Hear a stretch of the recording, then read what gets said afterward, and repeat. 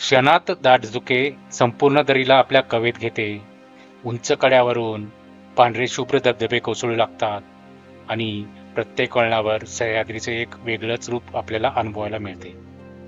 पण मडेघाटाची खरी ओळख फक्त या निसर्गापुरती नाही, तर नरवीर तानाजी मालुसरे यांचे सिंहगडावर निधन झाल्यानंतर त्यांचे मडे याच घाटाने कोकणातील त्यांच्या उमरठ या गावी नेण्यात आले. मडे म्हणजे पार्थिव आणि याच शब्दावरून या घाटाला मडेघाट हे नाव मिळाले. म्हणूनच हा घाट निसर्गासोबतच इतिहासाचाही भाग आहे. पावसाळा सुरू झाला की सह्याद्रीच्या उंच कड्यावरून कोसळणारी ही जलधारा दूरवरूनच आपले लक्ष वेधून घेते. नव्हे, काही क्षण आपण फक्त निसर्गाच्या या विराट रूपाकडे फक्त पाहतच बसतो. त्या क्षणी शब्द कमी पडतात व फक्त निसर्गाच बोलू लागतो. ही आहे मडेघाटाची किमया.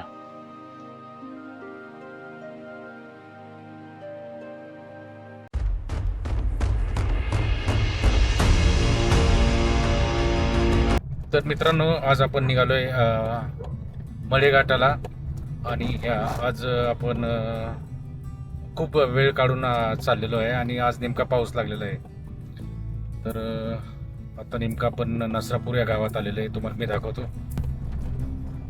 हे बघा, हे नसरापूर आहे आणि खूप पावसाळी वातावरण आहे. बाहेर पाऊस पण पडतोय आणि आपण निघालोय आता मडेघाट पाहण्यासाठी. आता सकाळची वेळ आहे, त्याच्यामुळे रस्त्यावर ट्रॅफिक नाही आहे, पण ह्या रस्त्यावर खूप ट्रॅफिक असतं आणि पावसाळी वातावरण आहे, त्याच्यामुळे बाहेर लोकांचं ये जा जरा कमीच आहे रस्त्यावर. तर याच्यातून आपण निघालेलो आहे आणि आपण समोर दिसते की बनेश्वर महादेव मंदिराकडे जाणारी कमान लागलेली आहे. तर बनेश्वर हे चांगलं एकदम प्रसिद्ध असं ठिकाण आहे. श्रावणी सोमवारी वगैरे इथे खूप सारे लोक येत असतात आणि इतरही वेळी इकडे लोक येत असतात, कारण हे या पंचक्रोशीतील खूप प्रसिद्ध असं महादेवाचं मंदिर आहे. आणि पावसाळा असल्यामुळे रस्ताच थोडासा खराब आहे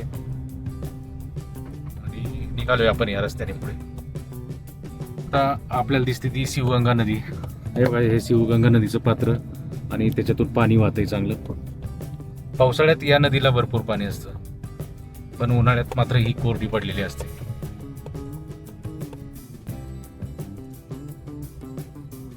मित्रांनो, पाऊस चालू झालेला आहे परत एकदा आणि दोन्ही बाजूला मस्त हिरवळ पसरलेली आहे. आता जवळपास सकाळचे 8 वाजलेले आहेत, पावणे 8च झालेत. काय असतं, शनिवार रविवारी इकडे खूप ट्रॅफिक असतं, त्यामुळे तुम्ही ट्रॅफिकच्या अगोदर निघालात तर तुम्ही लवकर पोहोचू शकता. एकदा ट्रॅफिकमध्ये अडकलात तर तुम्हाला जिकडे जायचं आहे तिकडे जाण्याला खूप त्रास होतो.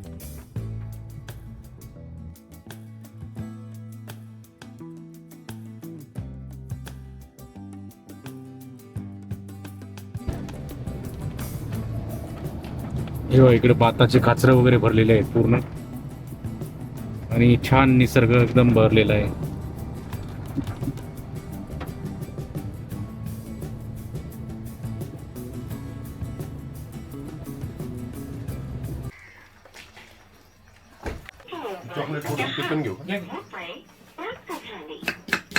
मित्रांनो, एका ठिकाणी आम्ही वडापाव खायला थांबलेलो आहे.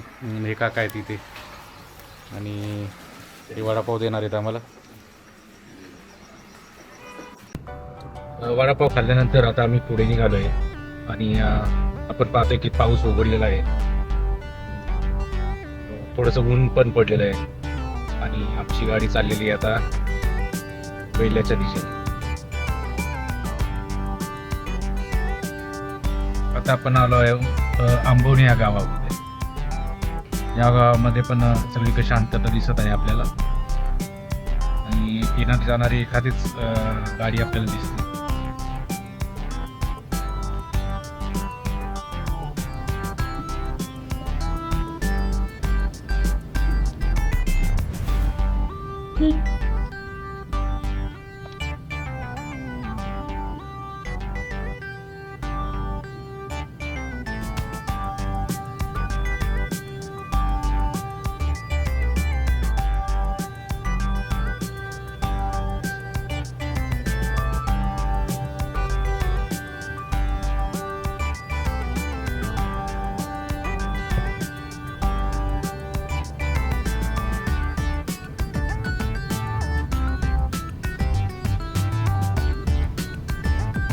आता आपल्याला सगळीकडे भाताची खाचरच दिसायला लागलेली आहे आणि भात लागणी झालेली आहे आणि भात चांगले एक फूट तरी वाढलेले आहेत.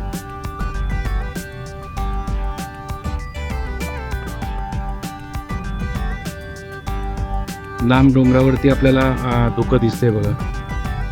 त्याच डोंगरावर पुढे राजगड आणि तोरणा हे किल्ले आपल्याला पाहायला मिळतील. मित्रांनो हे इथून राजगड किल्ला 13 किलोमीटर आहे. हे आहे मार्गसनी हे गाव आणि इथून हा पाटा जातो राजगड किल्ल्याकडे आणि आपण आता पुढे चाललोय सरळ तोरणा किल्ल्याकडे.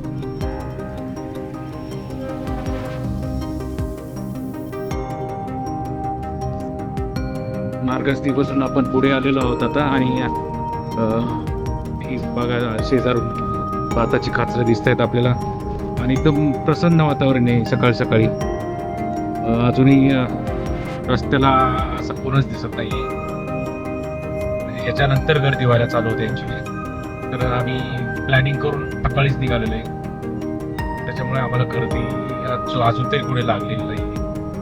काही पर्यटक दिसतात म्हणजे मागे मार्गस्थीमध्ये पर्यटक काय दिसले होते पण ते राजगड किल्ल्याकडे जात होते, त्यामुळे इकडे तर अजून कोण नाही.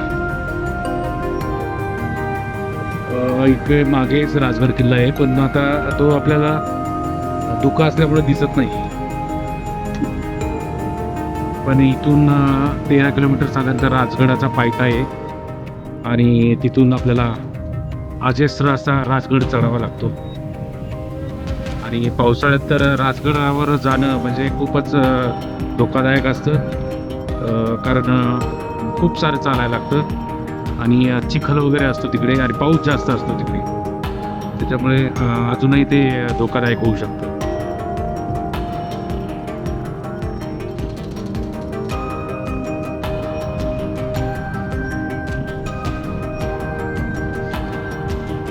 मित्रांनो इथून एक रस्ता राजगडाला जातो वाजेगड मार्गे. इथूनही आपल्याला राजगडला जाता येतं.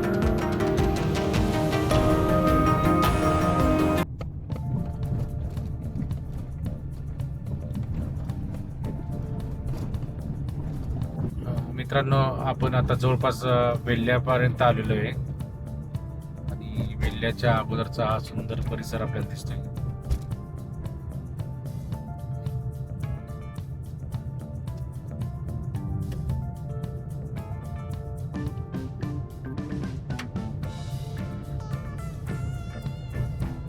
परत थोडा पाऊस चालू झालेला आहे.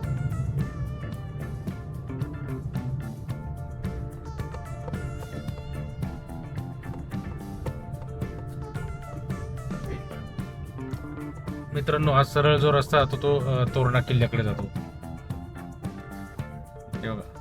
इथून एक 5 किलोमीटर अंतरावर तोरणा किल्ला आहे आणि आता आपण वळतोय मढे घाटाकडे.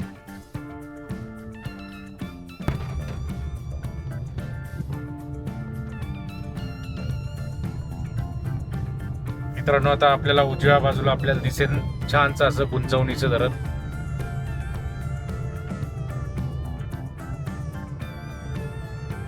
हा रस्ता तसा अरुंद आहे, 2 गाड्या जेमतेम बसतील एवढाच रस्ता आहे आणि त्या गुंजवणी धरणाच्या डाव्या बाजूने आपण असं वर डोंगरात चाललेलो आहोत आता.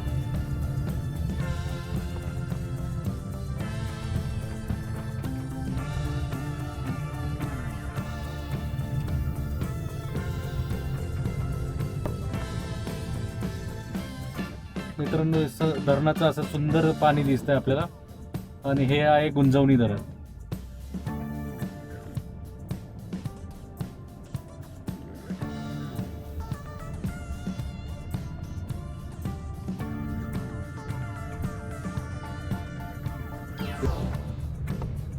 आणि रस्ता हा मस्त असा डोंगराच्या कुशीतून निघालेला आहे.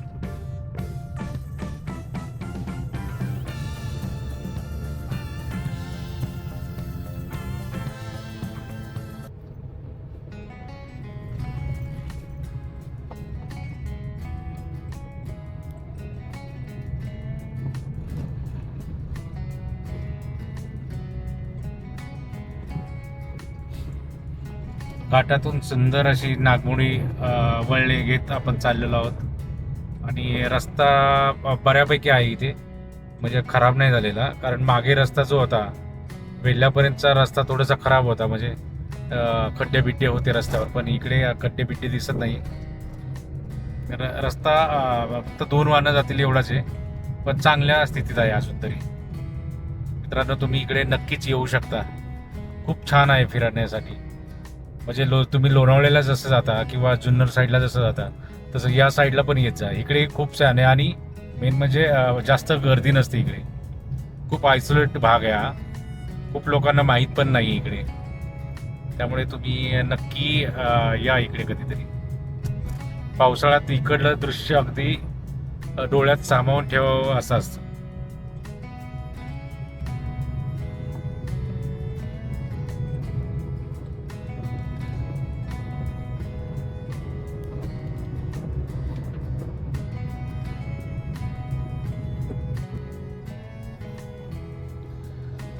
मित्रांनो, आता घाटाला सुरुवात झालेली आहे आणि छान रस्ता बनवलेला आहे.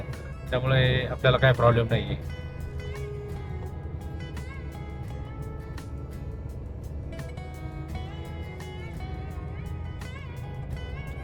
हा मडेघाट असं का म्हणतात तर त्याच्या मागे एक आख्यायिका अशी आहे की जेव्हा सिंहगडावर तानाजी मालुसरे यांचं निधन झालेलं होतं, तर त्यांचं जे मढं होतं म्हणजे प्रेत, ग्रामीण भाषेत त्याला मढं असं म्हणतात. तर ते मढं या घाटाने त्यांचं खाली गाव आहे त्या गावाला घेऊन गेले होते, म्हणजे असं सांगितलं होतं या इथल्या लोकांकडून. म्हणून ह्या घाटाला नाव पडलं मढे घाट असं.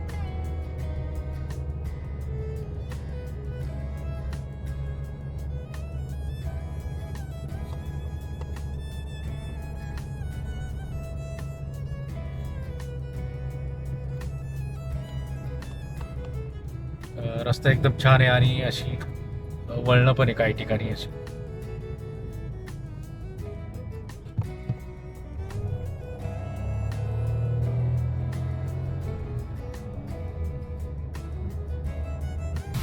मित्रांनो, हे बघा धबधबा दिसतो आपल्याला.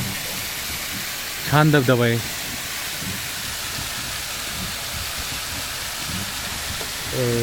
आता आमचा बिझनेसचा मूड नाही आम्हाला, नाहीतर आम्ही गेलो असतो धबधबा बघायला.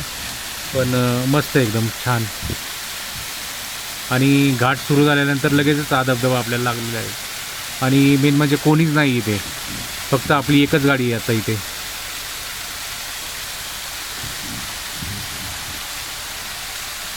हे बघा ही खिंड आहे इथली. आपण आता हा घाट चढून वर आलेलो आहे. ॲक्च्युली हा मडेघाट नव्हता, मडेघाट अजून पुढंच आहे वाटतं.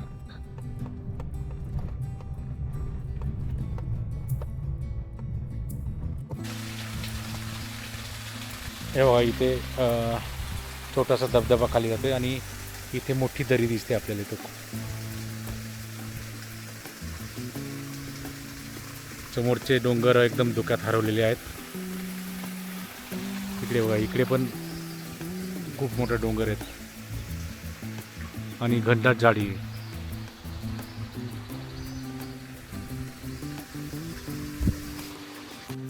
आज आम्ही या गाडीत आलेलो आहे आणि आमचे वाहक आहेत आज, म्हणजे ड्रायव्हर आहे माझा भाचा सौरव.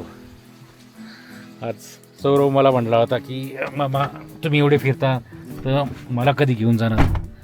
तर आज मी त्याच्याबरोबर आलो आहे आणि मागे बसलेत आमचं वरद. आणि वरद नेहमीप्रमाणे झोपलेला आहे. आणि हे आहेत सौरवचे पप्पा, ते पण आज आमच्याबरोबर आलेले आहेत.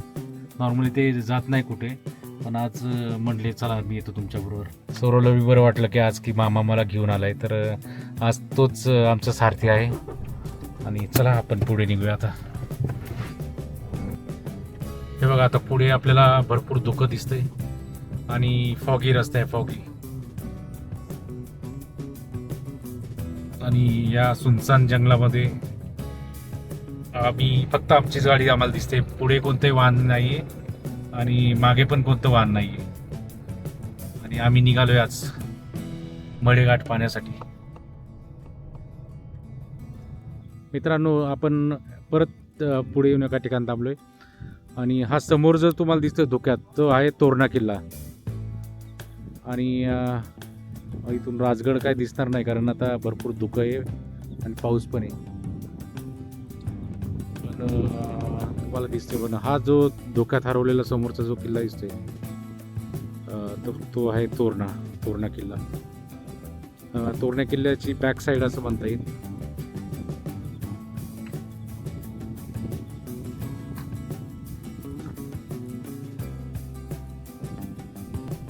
इथे काही आपल्याला हॉटेल्स पण पाहायला मिळतात या पठारावर.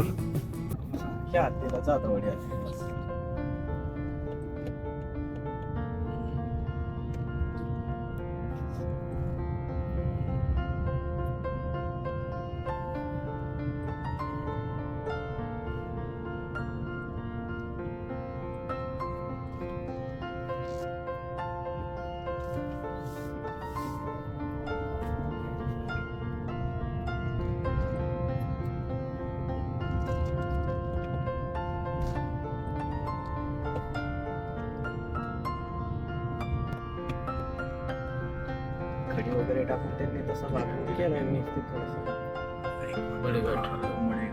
सरळ इकडे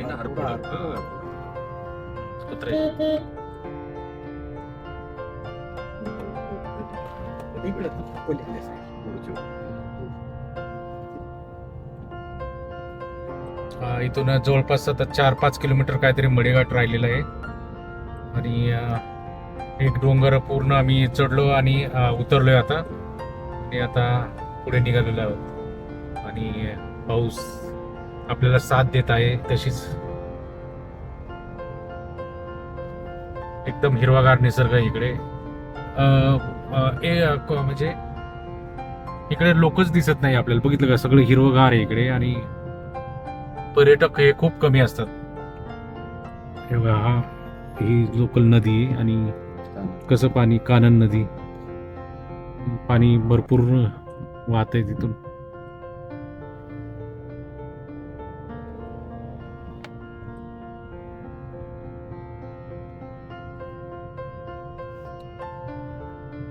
खूप सुंदर परिसर आहे हा. हिरवगार आहे. दोन्ही बाजूनी भाताची शेती दिसते आपल्याला. आणि आपण निघालोय मडेघाटाकडे.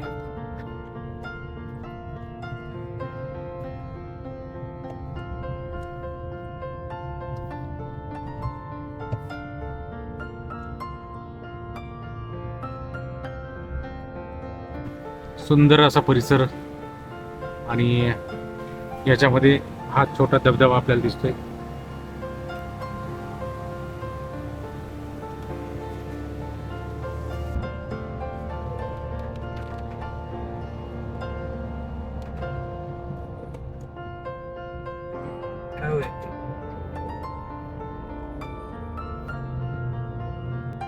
रस्ता एकदमच पुढे रस्ता खचलेला आहे आणि पुढे गाडी जाऊ शकत नाही आणि साधारणतः तासभरच थांबायला लागेल किंवा चालायला लागेल. हे बघा इथे पोलिसांनी रस्ता बंद केलेला आहे इथून पुढे जाऊ नये म्हणून. तर कृपया इकडे कोणी येऊ नये आता सध्या तरी. जेव्हा केव्हा पाऊस थांबेल आणि रस्ता ते व्यवस्थित करतील त्याच्यानंतरच इकडे येऊ शकता तुम्ही. किंवा मग आले तर 2 व्हीलरवर या.